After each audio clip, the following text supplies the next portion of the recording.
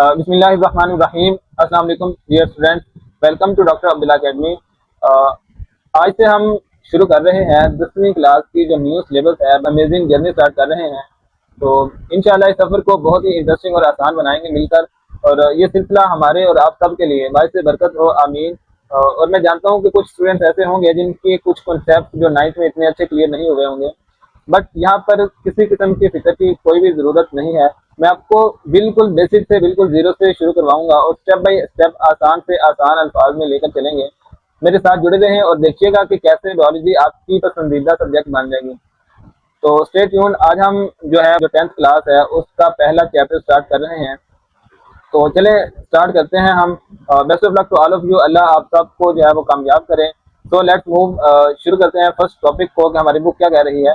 और एक और बात डियर स्टूडेंट, इस टॉपिक से जोन जोन से भी MCQs, short question, long question बन सकते हुए मैं कोशिश करूंगा कि साथ साथ आप लोगों को बताते चलूं कहाँ से क्या पूछा जा सकता है। मैं आपका मॉडल पेपर भी देख रहा था, वहाँ पे कुछ कंसेप्चुअल क्वेश्चन जो है ना वो पूछे जा रहे थे। तो इंशाल्लाह कोशिश करेंगे साथ साथ ये सारी चीजें क्लियर करते चलें। चलिए हम शुरू करते हैं अब आपकी बुक को कि आपकी बुक क्या कह रही है कि हमारा जिस्म जो कुछ भी करता है, जैसे हरकत करना, बढ़ना और सेहतमंद रहना, वो ग़िज़ाई अज्जा पर मुनहसर है।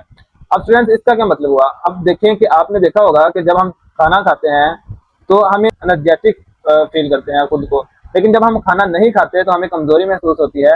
हम ठीक से दौड़ नहीं सकते, खेल नहीं सकते, मीन्स के कोई भी काम नहीं कर सकते, इवन का लेक्चर भी प्रॉपर हम नहीं ले सकते। अभी आप अगर लेक्चर ले रहे हैं तो इसके पीछे आप कुछ खा के बैठे हुए हैं, चाहे दौड़ना हो, खेलना हो, पढ़ना हो या सेहतमंद रहना हो, ये सब ग़िज़ाई अज्जा पर क्या है, मुनहसर है। इन अज्जा को हासिल करने के लिए जरूरी है कि खुराक को पहले सादा अज्जा में तोड़ा जाए ताकि जो है वो जिस्म के सेल्स इन्हें जज़ब कर सकें। अब स्टूडेंट देखें कि हम रोटी खाते हैं, चावल खाते हैं, बट ये क्या होता है कि ये बड़े टुकड़े होते हैं।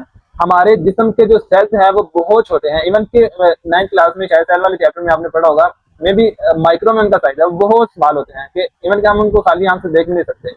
वो बड़े टुकड़ों को कैसे अंदर लेके जा सकते हैं? नहीं लेके जा सकते। इसलिए खुराक को छोटे छोटे टुकड़ों में जो है ना वो तोड़ना पड़ता है। अब ये अमल जो है ना वो हमारे डाइजेस्टिव सिस्टम में होता है। ये सारे का सारा अमल खाने को छोटे छोटे टुकड़ों में तोड़ने का जो निज़ाम है उसे डाइजेस्टिव सिस्टम यानी कि निज़ाम इंहज़ाम कहा जाता है। ये एक जो है ना वो लंबी नाली होती है, जो हम आगे देखेंगे भी, मैं आपको जो है विजुअलाइज भी करवाऊंगा।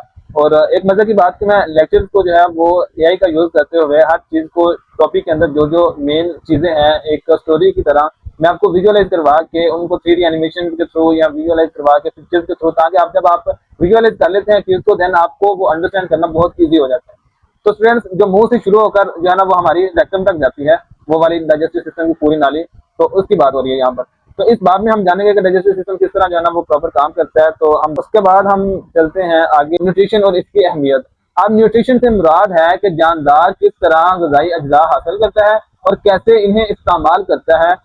अच्छा, अब ये क्या कह रहा है कि न्यूट्रिशन वो तरीका है जिससे कोई भी जानदार अपने खाने से ग़िज़ाई अज्जा को हासिल करता है, मीन न्यूट्रिएंट्स को हासिल करता है और फिर इन्हें अपने जिस्म में इस्तेमाल करता है ग़िज़ाई अज्जा जानदारों की नशोनुमा करने। अब देखें ग़िज़ाई अज्जा क्या करते हैं, मैं अगर आपको हाईलाइट करूं इधर के ग़िज़ाई अज्जा जानदारों की नशोनुमा के लिए, सबसे पहले नशोनुमा, फिर कह रहा है कि सेहतमंद रहने के लिए, और फिर जो है वो जिस्म की मुरम्मत करने में।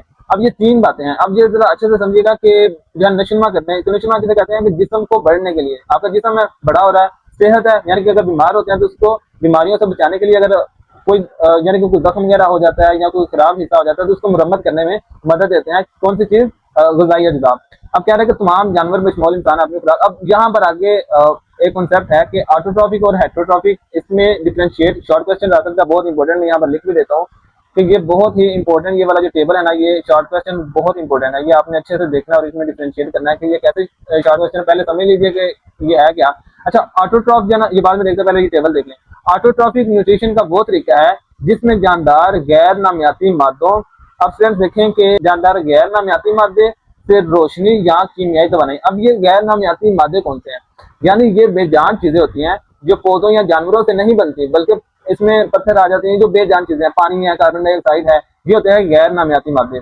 या फिर रोशनी, जब सूरज की रोशनी की बात हो रही है, और कीमियाई तवानाई यानी कि केमिकल्स में छुपी हुई तवानाई, जैसे वो है शुगर, चीनी की बात कर लें, चीनी में तवानाई है, एनर्जी है, वो एनर्जी मिलती है। तो ऑटोट्रॉफिक का क्या मतलब हुआ कि ये वो तरीका है जिसमें जानदार गैर नामियाती मादे मीन के बेजान चीजों से, रोशनी से या कीमियाई तवानाई की मदद से अपनी खुराक खुद तैयार करते हैं। जैसे पौधे पौधे क्या करते हैं, फोटोसिंथेसिस कर लेते हैं, वो इन तीनों चीजों को यूज करते हैं गैर नामियाती मादों को, जिसमें वो मैंने आपको बताया कि पानी आ गया, कार्बन डाइऑक्साइड आ गई, जो कि बेजान चीजों से मिलकर बन गई है, या फिर रोशनी जो सूरज की रोशनी से, और फिर जो है ना कीमियाई तवानाई जो केमिकल वगैरह में होती है, उसमें जो एनर्जी है, इन तीनों चीजों को मिलाकर इसकी मदद से अपनी खुराक खुद तैयार कर लेते हैं, उसको कहते हैं ऑटोट्रॉफिक। और इसके बाद आ जाता है हेटरोट्रॉफिक। हेटरोट्रॉफिक जो है ना, उसमें हम देख लेते हैं कि ये न्यूट्रिशन का वो तरीका है जिसमें जानदार अपनी खुराक दूसरे जानदारों को या नामियाती मादे, अब या तो दूसरे जानदारों को खाकर उसका शिकार कर उसका जो है ना वो कोई पौधा खाकर हम जिंदा रहते हैं, या फिर किसी का गोश्त खाकर, यानी कि दूसरे जानदारों पर हम मुनहसर हैं, या फिर जो है ना वो नामियाती मादे यानी कि नामियाती मादे वो हो गए जो दूसरे जानदारों से हमें मिलते हैं, वो वाले मादे, उनको खाकर जो जिंदा रहते हैं वो है हेटरोट्रॉफिक। यानी कि जो अपनी खुराक खुद बना ले वो ऑटोट्रॉफिक, जो किसी दूसरे को खाकर जिंदा रहे, अपनी खुराक खुद तैयार नहीं कर सकते, हम अपनी खुराक खुद अपनी बॉडी के अंदर नहीं बना सकते, हम बाहर से लेते हैं, हम क्या हैं, हम हैं हेटरोट्रॉफिक। अब यहाँ से पढ़ते हैं दोबारा से, तमाम जानवर बशमूल इंसान। अब ये वाला जो है ना बशमूल इंसान, ये बहुत ही इंपॉर्टेंट आपका एमसीक्यूज है, आपका ये एमसीक्यूज बहुत इंपॉर्टेंट एमसीक्यूज बन सकता है। मैं यहाँ पर लिख भी देता हूँ कि ये बहुत इंपॉर्टेंट जो है ना वो एमसीक्यूज है।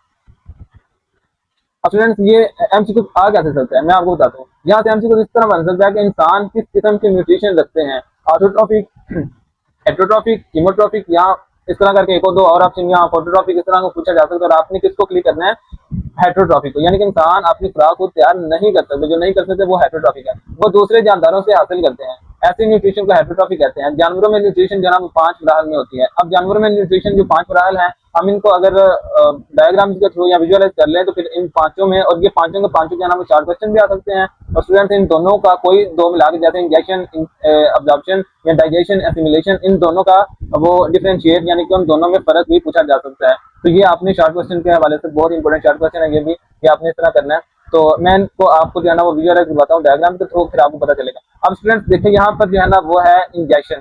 अब ये देखें, खुराक को मुंह के अंदर लेकर जाना इंजेक्शन कहलाता है। ये वाला है, यानी कि ये वाला, अगर आप देख रहे हैं ये वाला जो ग्रीन कलर का बाउल है, ये वाला, ये आपका फूड है या आपका वाला जो आप मुंह में ले रहे हैं, मतलब ये इंजेक्शन हो रही है। अब इसके बाद आ जाती है इंजेक्शन करने के बाद जो है वो हम बात करते हैं क्या होता है कि इंजेक्शन करने के बाद आ जाता है स्टेप डाइजेशन का। इसके बाद मरहला आ जाता है डाइजेशन। अब यहाँ से फूड आ गई। अब फूड जैसे ही हमने इंजेक्शन की तो ये यहाँ पर आ गई स्टमक में। अब स्टमक में क्या होता है, यहाँ पे सारी की सारी डाइजेशन कहते हैं हजम होने को। अब ये स्टमक है, स्टमक के अंदर HCl एसिड होता है, एंजाइम होते हैं, वो इसको हजम कर देते हैं, इसको तोड़ फोड़ कर देते हैं और इसको हजम कर देते हैं।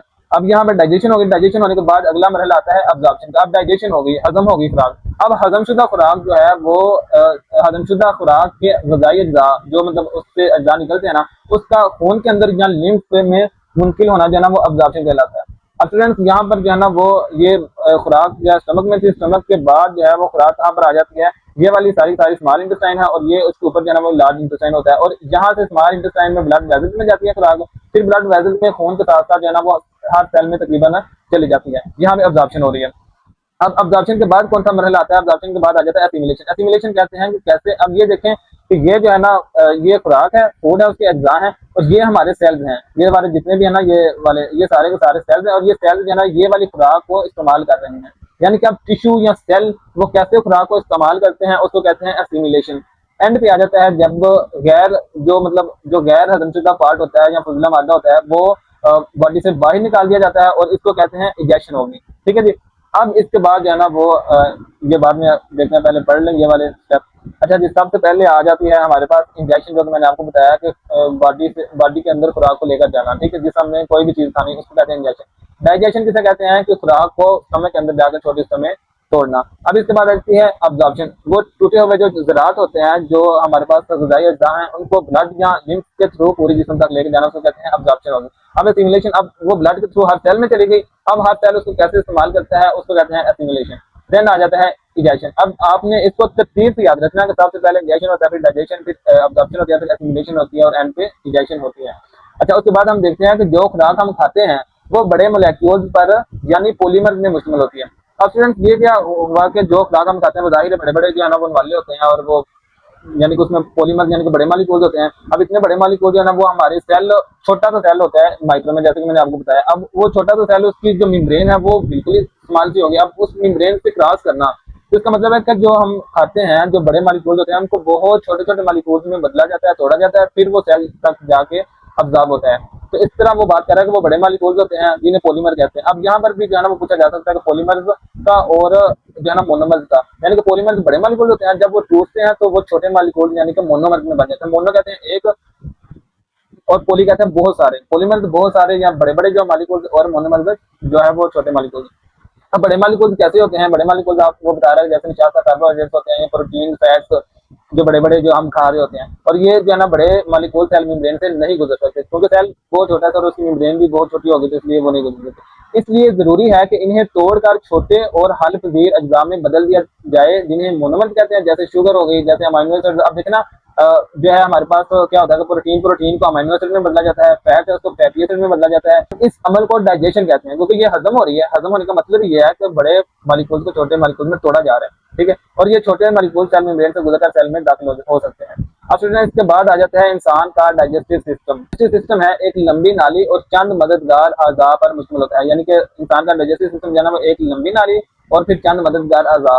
अब ये मैं दोनों चीजें आपको पहले दिखा दूं, फिर ये पूरा पैराग्राफ आपको समझ आ जाएगा कि ये है लंबी नाली। अब स्टूडेंट्स यहाँ पे गौर से देखिएगा कि ये मुंह है, मुंह से शुरू होने वाली ये एक सारी लंबी नाली, ये एसोफेगस है, फिर उसके बाद ये स्टमक शुरू हो जाता है, फिर ये स्मॉल इंटेस्टाइन है, ये सारी की सारी जो है ना वो स्मॉल इंटेस्टाइन है, ठीक है, ये वाली। ये स्मॉल इंटेस्टाइन के बाद ये यहाँ से फिर लार्ज इंटेस्टाइन शुरू हो जाती है, ये सारी लार्ज इंटेस्टाइन है, यहाँ से ये वाली सारी लार्ज है, और इसके बाद ये फिर जो है ना वो कोलाइटस और एंड पे रेक्टम आ जाते हैं, यहाँ से खुराक यानी कि निकल जाते हैं। ये पूरी पूरी एक नाली है जो कि आप देख लेंगे कैसे वो बेंट होके और वो सारी की सारी एक लंबी नाली की शेप में। अब ये तो हो गए जो है हमारे पास लंबी नाली, और उधर बात हो रही थी हमारी बुक में कि चंद मददगार अज़ा। अब मददगार अज़ा कौन से हैं? ये वाले हैं स्टूडेंट्स, ये सलाइवरी ग्लैंड्स हो गए जो कि मुंह के साथ हैं। ये रतूबते खारिज करते हैं हमारे मुंह में ही, जो कि उसको जैसे वो कहते हैं ना कि यार आपको बिरयानी, कोक की बोतल, ये वो, और फिर मुंह में पानी आना शुरू हो जाता है। ये बेसिकली वो ग्लैंड्स एक्टिव हो जाते हैं जो कि हमारे मुंह में रतूबते खारिज करनी शुरू कर देते हैं, जिन्हें हम थूक भी कहते हैं, और वो लुआब अपना, तो वो सारा का सारा मुंह में आ जाता है और फिर हमारी फूड जैसे जाती है उसको हजम करना शुरू कर देते हैं।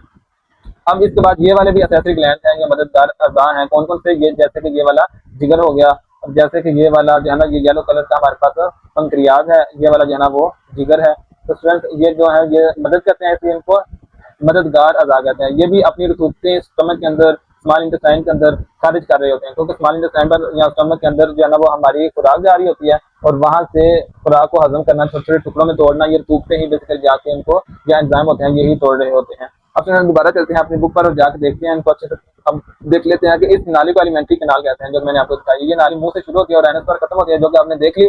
अब इसके बाद कहता है कि सलाइवरी ग्लैंड्स, जो कि वो मैंने आपको बताया था कि वो कैसे तीन थे, वो बड़े बड़े ग्लैंड, और फिर जिगर भी आपको दिखाया, लबलबा पंक्रियाज की रतूबतें एलिमेंट्री कैनाल में पहुंचती हैं और खुराक की डाइजेशन में मदद करती हैं। अब स्टूडेंट्स इसके बाद बात कर लेते हैं कि यहाँ से बेसिकली कुछ और क्वेश्चन जो है ना वो मुझे अभी तक नहीं कोई इंपॉर्टेंट फील हो रहा। अब आगे चलते हैं कि कह रहा है कि ओरल कैविटी। अब स्टूडेंट्स मुंह के पीछे मौजूद जगह को ओरल कैविटी कहते हैं। ये मुंह है, मुंह के पीछे ये वो सारी की सारी जो कैविटी है कहते हैं ओरल कैविटी। मैं आपको बाद में दिखा दूंगा। इसमें जुबान की सतह पर लगे टेस्ट बर्ड्स होते हैं जो कि खुराक का जायका महसूस करते हैं। कौन से हैं मैं आपको दिखाता हूँ।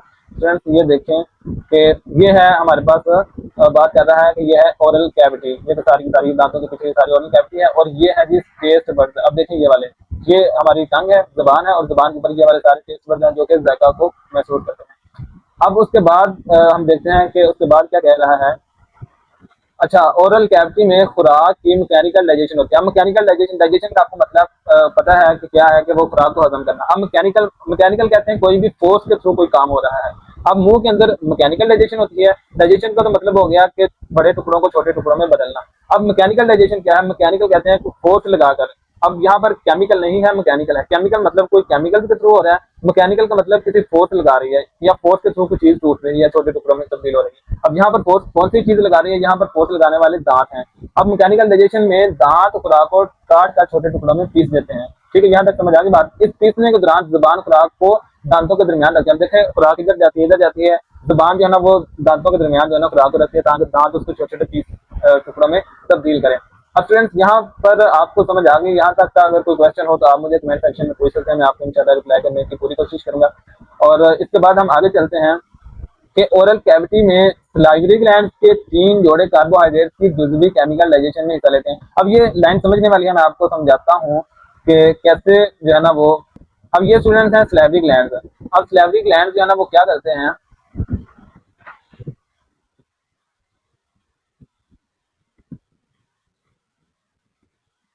कि मुंह में जो है वो लुआब बनाने वाले जो ग्लैंड हैं, जो गुदूद हैं, वो ये तीन हैं।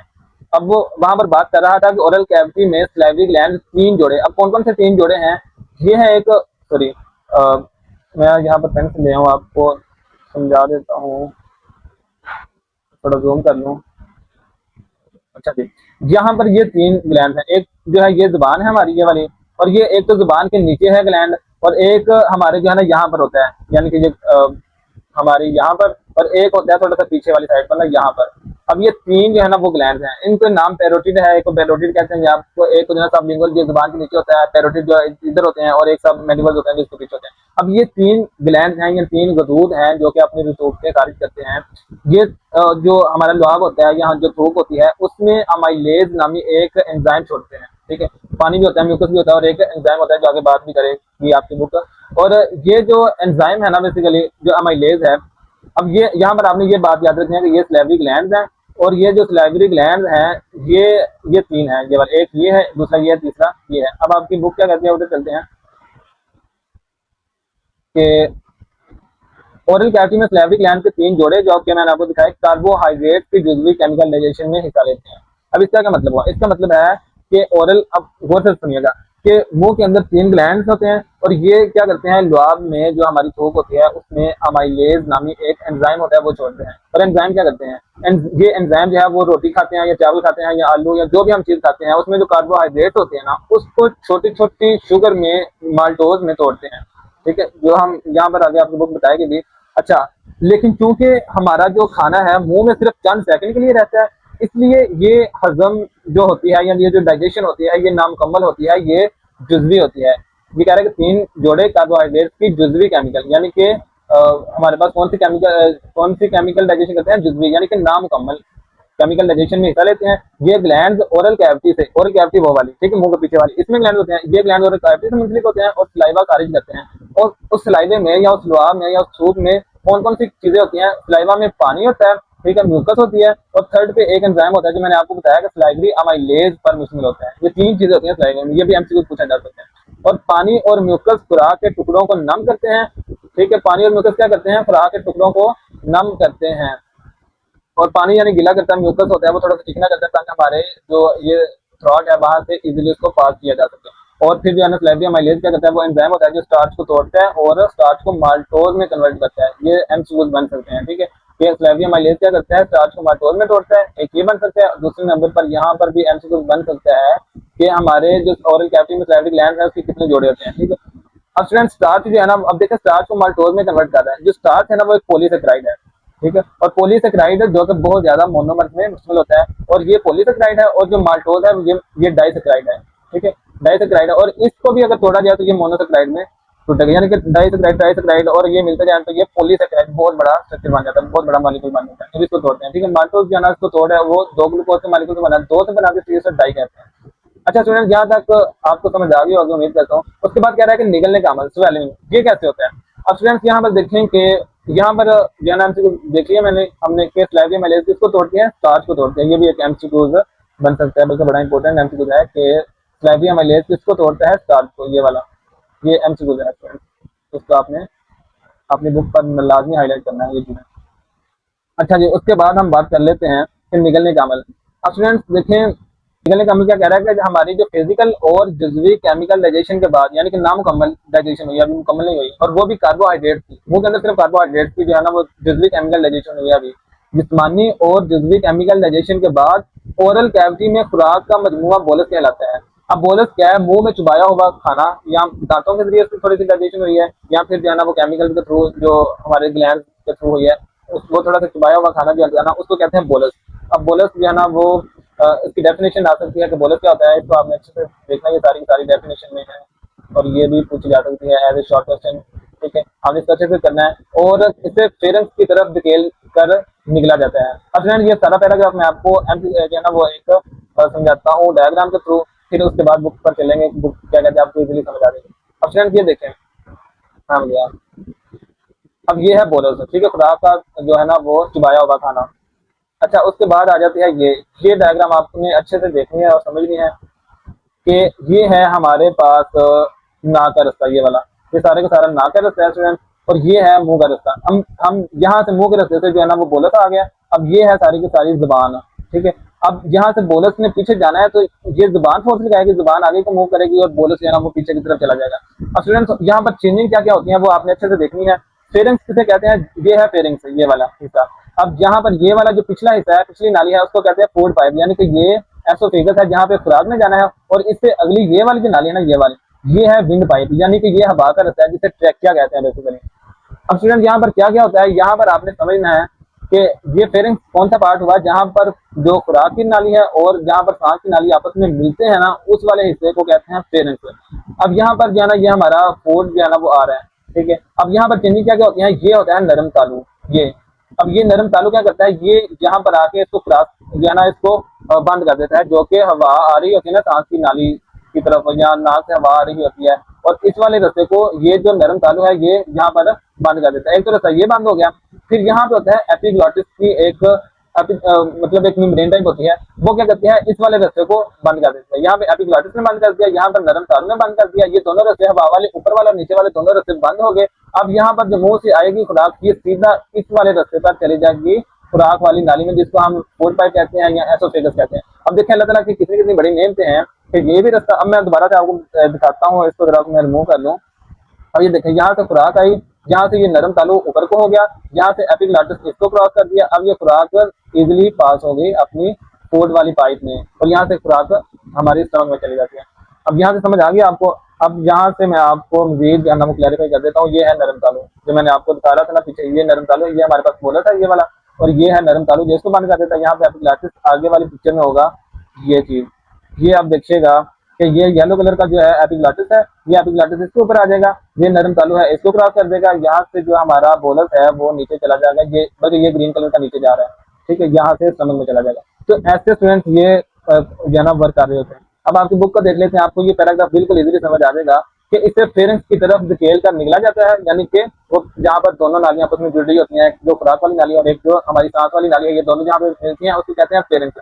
अब निकलने के लिए जबान बोलस और ओरल कैविटी के पीछे हिस्से की तरफ धकेलती है। अब जरा धकेल कर देखें, ऐसा करेंगे ना तो आपको पता चलेगा कि कैसे जबान बोलस ओरल कैविटी के पिछले हिस्से में धकेलती है। अब निकली गई खुराक फेरिंग्स में दाखिल हो जाती है। अब यहाँ पर क्या होता है कि निगलने के दौरान तालु, जिसे पैलेट कहते हैं, वो मैंने आपको वो डायग्राम के थ्रू दिखाया है, यानी ओरल कैविटी की छत ऊपर की तरफ उठती है, या ऐसे करें ऊपर की तरफ उठेगी, वो ऊपर वाला रास्ता बंद हो जाएगा, एपिग्लॉटिस नीचे वाला रास्ता बंद कर देगा, और फिर जो है ना सारी फूड सेफली वो अपने ट्रैक पर चली जाएगी, ताकि नाली की कैविटी का रास्ता बंद हो सके। अब यहाँ पर भी ये भी डायग्राम आपने देखनी है इसको भी अच्छे से, कि इसमें भी जो है ना वही जो मैंने आपको समझा दिया सारा वही है, और पूरा कॉन्सेप्ट आपने क्लियर करना है, ठीक है स्टूडेंट्स। यहाँ तक मैं आपसे परमिशन चाहूंगा, मिलते हैं इंशाल्लाह नेक्स्ट वीडियो में।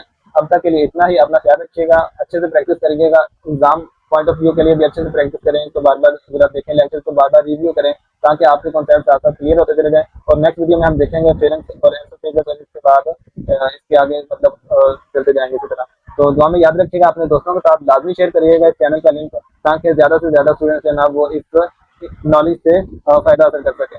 और अल्लाह ताला से दुआ है कि अल्लाह ताला आप सबको कामयाब करे। Best of luck all of you for your exam, अच्छे से प्रिपरेशन करें। ओके, मिलते हैं इंशाल्लाह नेक्स्ट वीडियो में। यहाँ तक तो कोई भी क्वेश्चन आप लोग कमेंट सेक्शन में पूछ सकते हैं, मैं इंशाल्लाह पूरी कोशिश करूंगा उसका रिप्लाई करने की। ओके, अल्लाह हाफिज़।